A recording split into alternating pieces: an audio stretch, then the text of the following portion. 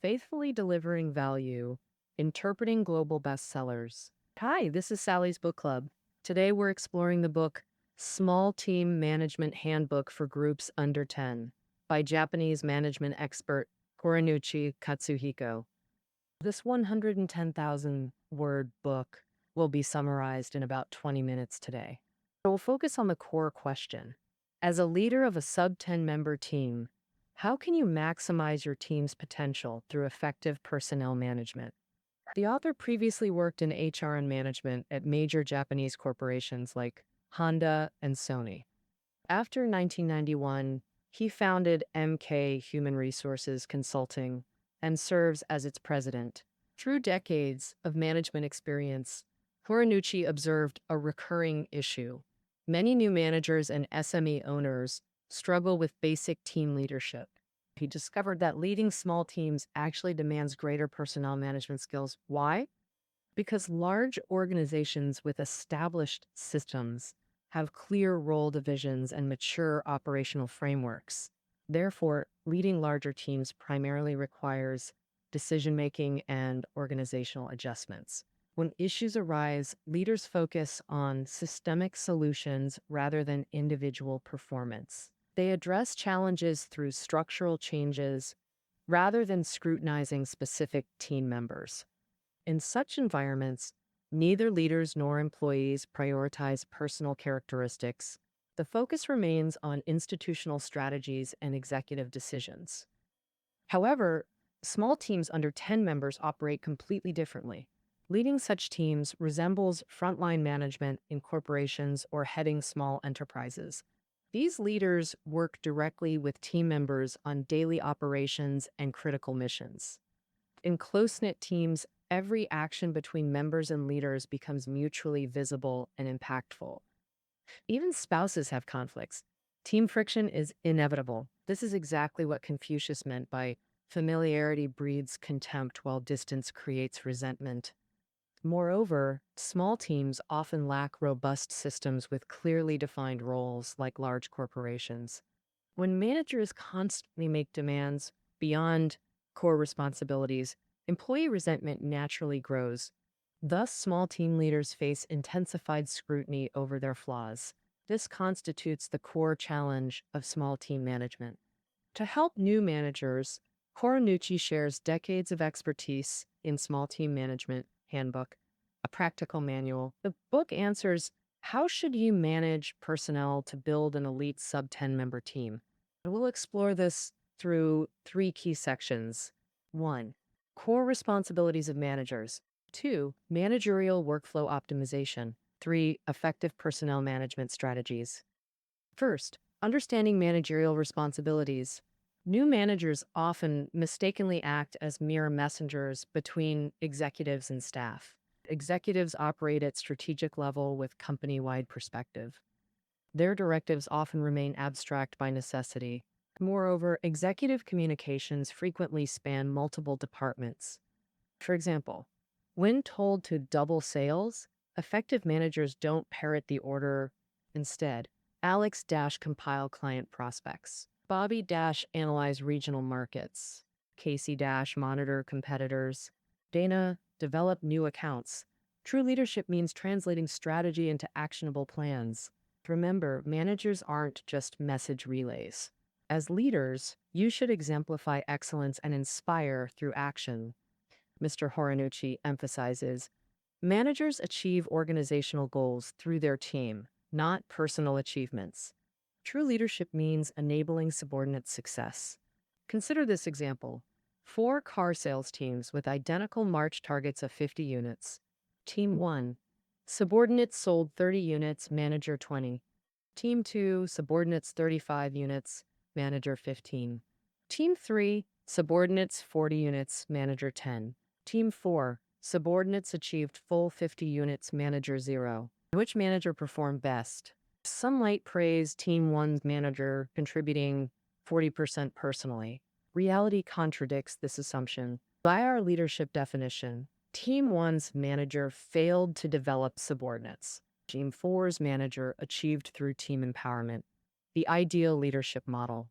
Extreme cases show managers can achieve zero personal sales through effective team building. True management means creating environments where teams can excel and grow. Those focused solely on personal performance can't be effective leaders. Now to part two, managerial workflow. Three-step process. One, set objectives. Two, empower execution. Three, evaluate outcomes. First, translate executive directives into actionable team-specific plans. Finally, break down team objectives into individual tasks for each member. Maintaining communication and providing guidance during execution is crucial. Consider competing real estate teams, Group A versus Group B. Group A members arrive energized and leave on time consistently. Group B members drag through days with frequent overtime. Yet Group A consistently outperforms Group B. Why? The difference lies in management approaches. Group B's manager disappears after assigning targets to focus on personal sales. Come month end, he transforms into a roaring lion demanding results. His desperate yelling barely achieves minimum targets. Group A's manager continuously monitors progress and provides guidance. Daily discussions analyze client hesitations and strategy adjustments. This proactive approach often achieves monthly targets a week early. Group B's last-minute panic versus Group A's consistent support. Continuous guidance enables faster individual and team success. Effective communication accelerates goal achievement exponentially. Post-completion evaluation should begin with employee self-assessment. Top performers actively anticipate performance discussions.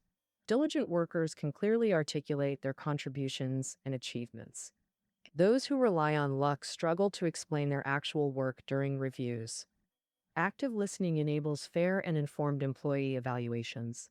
Combine self-reports with your observations for comprehensive assessments. Managers must base evaluations on verifiable facts, not assumptions. Don't label Jung San as unreliable for single tardiness incident. Avoid judging Lee C's capability based solely on vocal volume. Never evaluate staff through personal biases or office gossip. Now we reach part three, building high-performance teams. Corinucci presents two key tools, capability, willingness matrix, and FFS theory. The matrix categorizes employees by capability, high or low, and willingness, high or low. This creates four management quadrants requiring different approaches. Quadrant 1, low capability and low willingness, typically new hires lacking confidence. They require explicit directives and close supervision. Provide detailed guidance while offering regular positive feedback. Case. New employee A receives attention but no clear assignments. When inquiring about tasks, manager defers to environment familiarization. Result, remains idle while colleagues work awaiting manager's return from trip. A calls the manager about assignments, receiving wait till I return. When the manager returns, the employee has already resigned. This scenario exemplifies common management pitfalls. Some managers adopt laissez-faire approaches with new hires. This creates uncertainty and anxiety rather than facilitating growth. Quadrant 2, high willingness but low capability. It requires supportive coaching with gradual responsibility increases. Case, Xiao Wang in law firm handling demolition litigation, motivated by personal experience with property disputes. The partner acknowledges Wang's enthusiasm despite inexperience. This opportunity will accelerate your professional growth, the partner advises. Wang's confidence surges through guided participation. He becomes instrumental in case resolution. This demonstrates how guidance transforms willing learners. Capability willingness matrix. Quadrant 3, high capability with low confidence, requires encouragement and autonomy, empowerment matrix. Quadrant 4, high capability and high motivation, delegate fully with minimal supervision required. Daniel, senior architect at construction firm. Daniel felt increasingly frustrated by micromanagement of his proven capabilities. He perceived managerial discrimination and began disengaging from responsibilities. The once exceptional designer became mediocre through demotivation. Constant progress checks eroded trust in high performers like Daniel. This creates distrust and diminishes initiative. Autonomy proves crucial for top-tier talent retention. Effective management requires tailored approaches through capability-willing analysis. Now introducing FFS theory applications. We naturally connect or disconnect with different personality types. Workplace dynamics require scientific team composition strategies.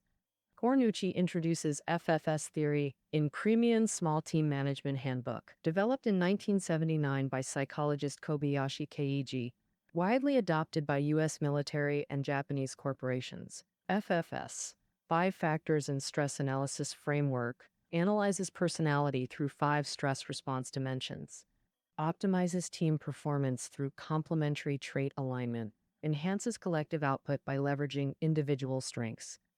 Experiment Group 1. Randomly assembled team with diverse personalities achieved 50% target. Group 2. Homogeneous team exceeded target by 10%. Group 3. FFS-optimized team surpassed target by 35% through complementary traits. Random diversity creates internal conflict, limiting potential. Uniform teams achieve harmony but limited innovation. Peak performance capped at 10% over target without diversity. True synergy requires intentional design. FS curated Group 3 members demonstrated. Strategic trait combinations generated 350% synergy effect. How does FFS theory achieve such results? Traditional FFS categorizes 5 personality types.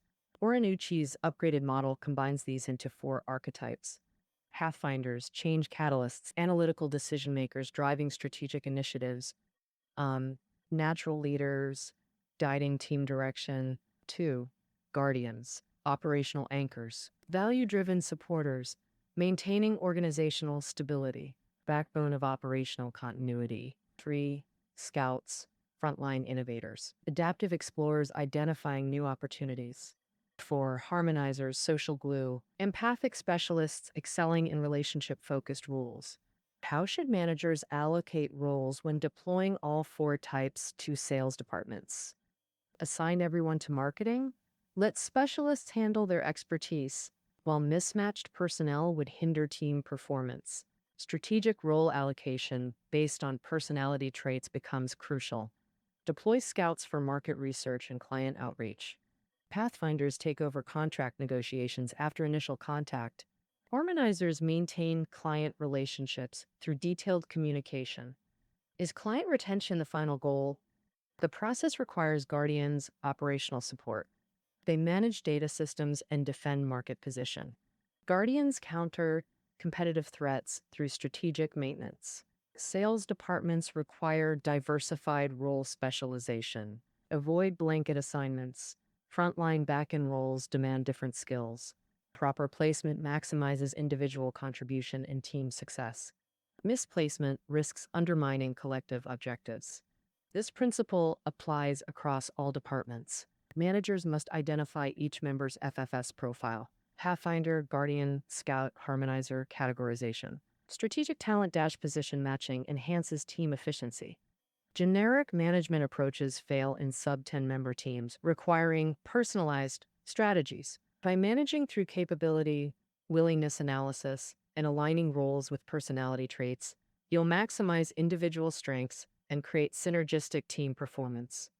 This concludes our exploration of Small Team Management Handbook. Let's review key concepts. Part 1 defined managerial responsibility, achieving organizational goals through team empowerment. Part 2 outlined the managerial workflow process. Effective leadership involves set objectives, empower execution, evaluate outcomes. Performance evaluations must be fact-based and objective. Part 3 revealed personnel strategies using capability willingness matrix and FFS theory to optimize team composition. May these insights help managers build elite teams through strategic leadership. This concludes our analysis of Small Team Management Handbook. Study notes available below. Join us tomorrow for new insights.